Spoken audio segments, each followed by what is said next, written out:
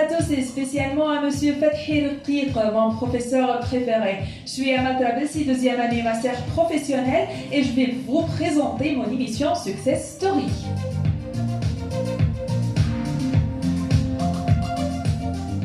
Oprah Winfrey, une milliardaire partie de rien, c'est notre Success Story d'aujourd'hui.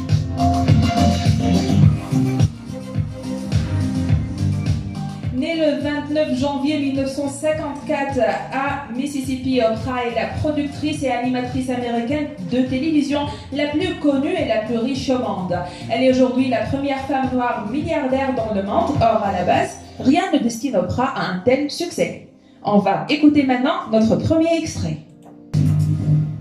Avec 125 millions de dollars gagnés cette année, l'animatrice américaine Oprah Winfrey vient d'être élue célébrité la plus riche de la planète. Laissant voir derrière elle le réalisateur Steven Spielberg. Tout ce qu'elle a touché, tout ce qu'elle a lancé a marché. C'est vraiment le mythe américain, voilà, dans toute sa splendeur. Personne n'a pu passer à côté de The Oprah Winfrey Show, son émission éponyme dans laquelle elle a reçu toutes les plus grandes stars d'Hollywood. Oprah Winfrey, c'est un monument de la télévision américaine depuis plus de 25 ans. En effet, elle est issue d'une grossesse non désirée. Ses parents adolescents ne sont même pas en couple quand elle est née. Son père part à l'arrivée et sa mère, femme de ménage, monte dans le nord. Oprah passe donc ses 6 premières années avec sa grand-mère dans un quartier pauvre. Là-bas, sa vie est difficile. Oprah portait souvent des robes faites de sacs de pommes de terre qui faisaient d'elle la cible des moqueries des autres enfants. Lorsqu'elle s'agrandit mal, sa grand-mère la frappe avec une baguette. Mais sa grand-mère lui apprend aussi à lire avant ses 3 ans et les mène souvent à l'église où on la surnomme la prédicatrice. Car elle est capable de réciter de tête des pans entiers de la Bible. Déjà toute jeune, elle s'amuse à interviewer sa poupée de maïs et ses corbeaux sur la barrière de sa maison. À 6 ans, elle part vivre avec sa mère, mais cela ne se passe pas très bien. Sa mère travaille beaucoup et surtout elle est violée par un ami de la famille à l'âge de 9 ans. Heureusement, Oprah ne perd pas son courage et sa ténacité.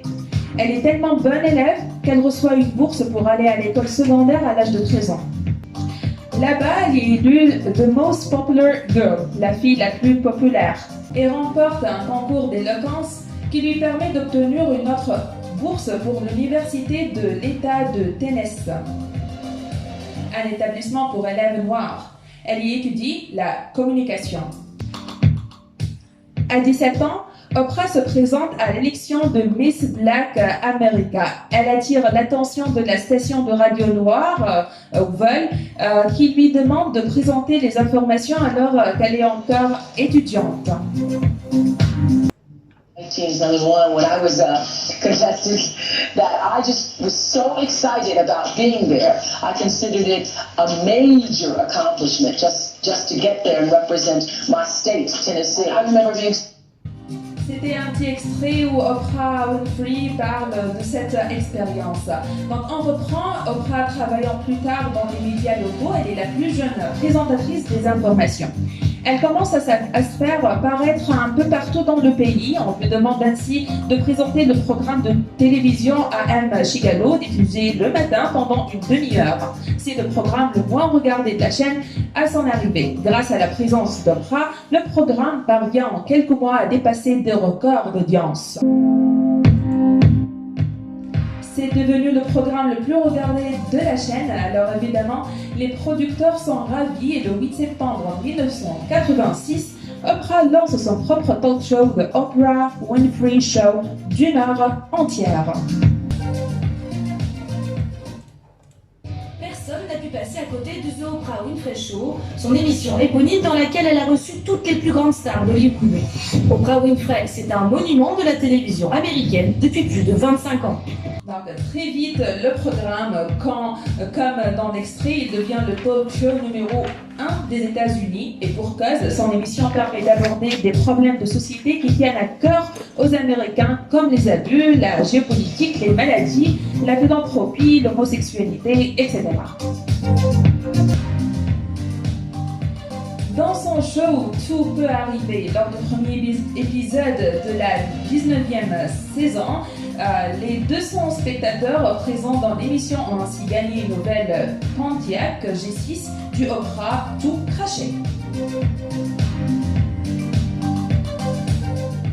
Non seulement elle présente des émissions et fait des apparitions dans d'autres, mais elle crée aussi un réseau de télévision par câble pour femmes, Oxygène. Elle devient aussi la présidente de Arbo Productions. En fait, elle touche à tout. Elle publie 2 magazines, écrit des livres, joue dans plusieurs films et c'est toujours un succès.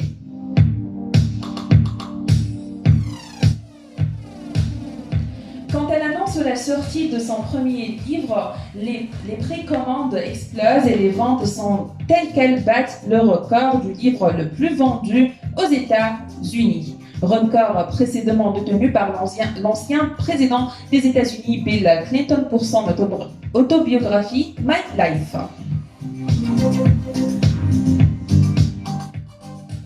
Et quand elle soutient publiquement Barack Obama pour l'élection présidentielle, elle lui fait obtenir plus d'1 million de voix dans la cour primaire des démocrates de 2008. Le gouverneur Rod Blago lui propose d'ailleurs le siège de sénateur d'Obama, devenu vacant. Elle a peut-être été la personne la plus utile en faisant élire Barack Obama. Et elle est un personnage très important en Amérique et dans le monde. Elle a une voix plus grande que chacun des 100 sénateurs associés. Et si elle était sénatrice des États-Unis, elle serait une voix pour le programme d'Obama qu'elle soutient. Et elle est réellement, évidemment, selon moi, une personne très impressionnante et très gentille.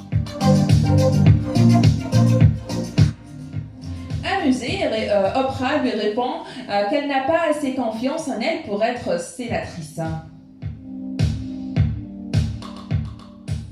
Même si Oprah a réussi à être millionnaire avant ses 30 ans, elle reste toujours marquée par son enfance difficile.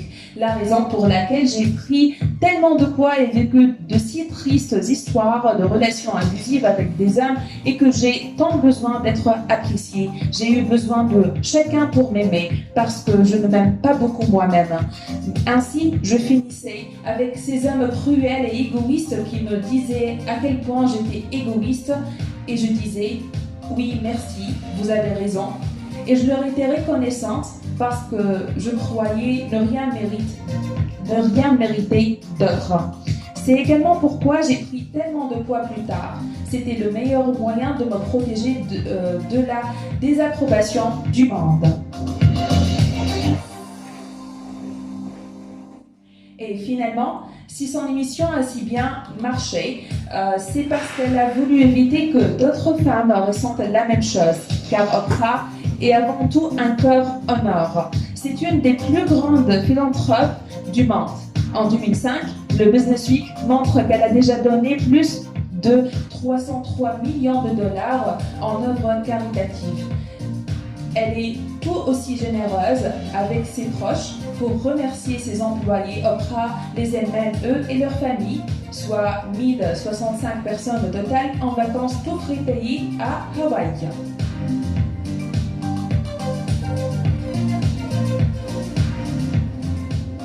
Le moins que l'on puisse dire, c'est que sa vie force le respect. Selon Maureen Dowd, c'est d'ailleurs la femme alpha dans ce pays. Elle a plus de crédibilité que le président. D'autres femmes ayant réussi, telles que Hillary Clinton et Martha Stewart, ont dû être publiquement critiquées avant de pouvoir progresser.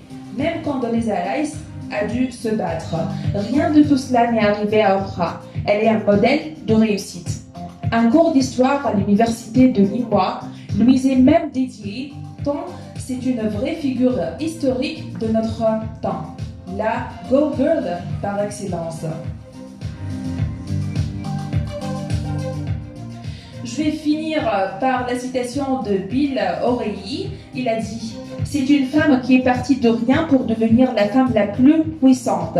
Je pense dans le monde, pas simplement en Amérique, elle a la crédibilité, elle a le talent et elle a tout accompli par elle-même pour devenir fabuleusement riche et fabuleusement puissante. »